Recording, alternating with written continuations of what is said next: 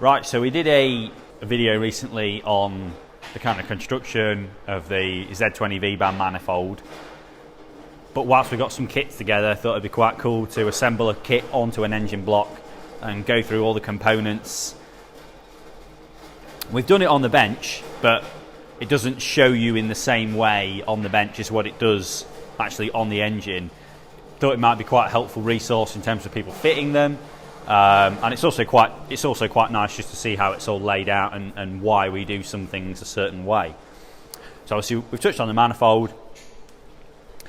Garrett G-Series turbos is basically all we're offering now. We can do others, but I'd more or less rather not. It's we've got a really nice setup for this one turbo with proven results, so it's better for us to just stick to offering the one kind of turbo. First things I would look at would be the oil feed and the oil return.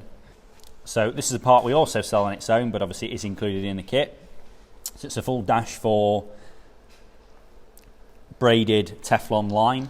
So the beauty of using the Teflon is that realistically it'll last forever. Hot oil will degrade rubber over time and silicon, so Teflon is definitely the way to go. It's obviously got heat sleeving on it. It touches on the block there, it just sits and rests nicely on the block. We don't really need any clips. You could add some, but for what it is and for we kind of send it with the perfect length, so that once this is fixed at pointing directly back at the block, it's a perfect length, and then connected down onto the stock oil feed stainless steel bar at the bottom here. So again, we supply the correct adapter, which goes from the stock Vauxhall stainless steel line into another Dash 4 90 fitting, and again obviously fully heat sleeved throughout. So we've also got the oil return. This is something we've changed fairly recently in the last 6 months. We're now using this nice flexible corrugated stainless steel line and a Dash 10 fitting into the block. This is far superior to what we were using before with the kind of silicon 90-degree bend.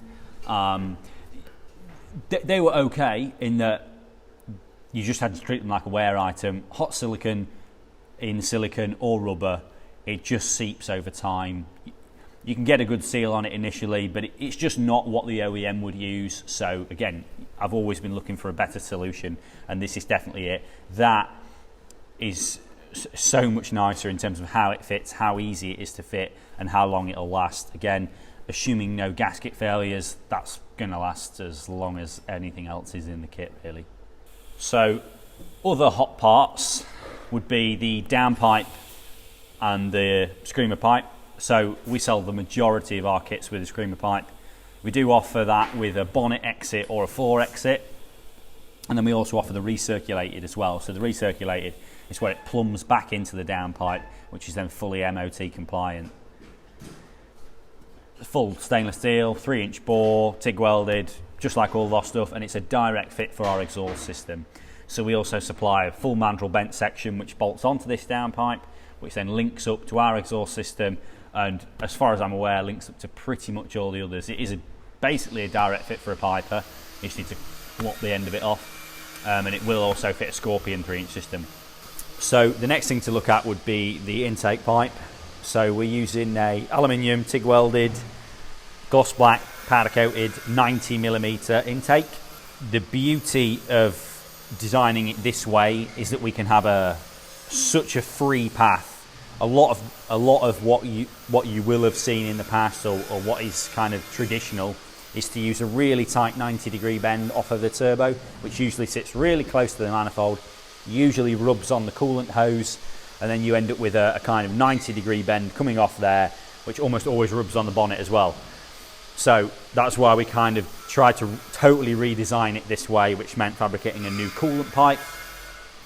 So it does get a little bit more complicated in terms of there's more parts in the kit, but this just fits so much better.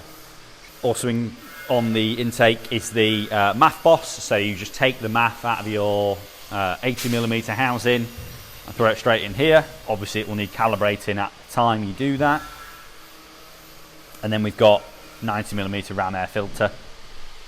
which is pretty common with most of our stuff with ram air. Another fairly unique part to our kit is this 63mm boost pipe. So we always recommend running a recirculation valve, and then the plumbing of a recirculation valve can be a real pain. So we designed a custom piece of tooling in-house, which JS then make a hose on, which allows us to just push that recirc valve straight into the boost pipe.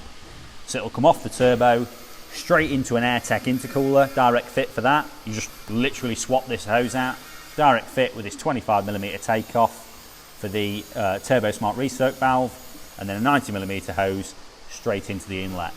So that fits really nice. It's so easy to do. Again, we pretty much always kind of assemble a kit on a block like this to make sure everything fits great before we send it. All the hoses get trimmed down to the right lengths and all that kind of stuff, so that you can just throw it straight on the block. Also included is the breather pipe, so you need a modified breather pipe to get around the manifold. Again, that's fairly common because the OE1 would hit. What we do though is we keep the 90-degree breather. A lot of people don't like this, but some of the other kits, well, you know, it's fairly obvious which the other kits are, but it's just a design I don't like.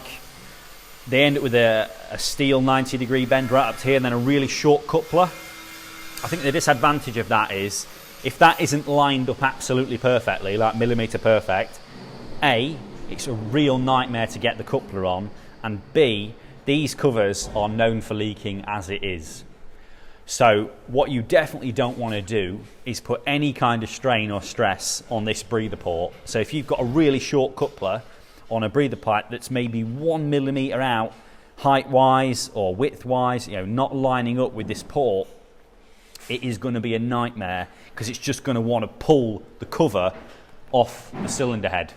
You're probably not going to be able to torque the bolts down correctly. It's something so simple, but can be, you know, when you actually break down why Vauxhall, you know, will have used a 90-degree hose in the first place, you know, don't get me wrong, there's definitely things Vauxhall probably could have done a lot better with this engine, but that is definitely a requirement in my eyes, is to keep that 90-degree bend. It gives you so much more adjustability in terms of, if this breather pipe isn't in bang on the right position with such a short piece of hose in there, if it's not all in the correct position, you know, you'll know about it. It's just really not going to help with oil leaks. The only thing we've not got fitted onto this engine block setup is the coolant lines. So we supply two 90-degree fittings which go straight on to the turbo, AN fittings, with a 10mm piece of hose and the heat sleeving which goes up to the coolant rail on this side, and then in the back there, it's very hard to see, went with a really short piece of hose which runs off to the radiator hose here. Yeah, so definite advantage to our kit is realistically that, you know, it's about as a comprehensive kit, I think, as you can buy. With any kind of turbo kit, you're modifying such a huge amount on the front of the engine. There's always going to be bits that kind of need to be changed. Radiator fan setup. Again, we don't supply a fan bracket purely because I think if you're going to the extremes of doing this, you probably want to be ditching the stock radiator. Again, given that the cars, most of them are at least 10 years old now, that get these kinds of turbo kits. If you're still on the stock radiator that's 10 years old, you probably want to be upgrading that at the time you go into 400 or 500 horsepower. So, pro alloy radiator, fan bracket, you know, welded to it, with a slimline fan, that is exactly what you want, really. It's just a much better way of doing it, rather than us supplying a bracket to put a fan on what could be an old radiator. Again, you're spending this kind of money, another £400 or £500 on a radiator, hopefully shouldn't break the bank.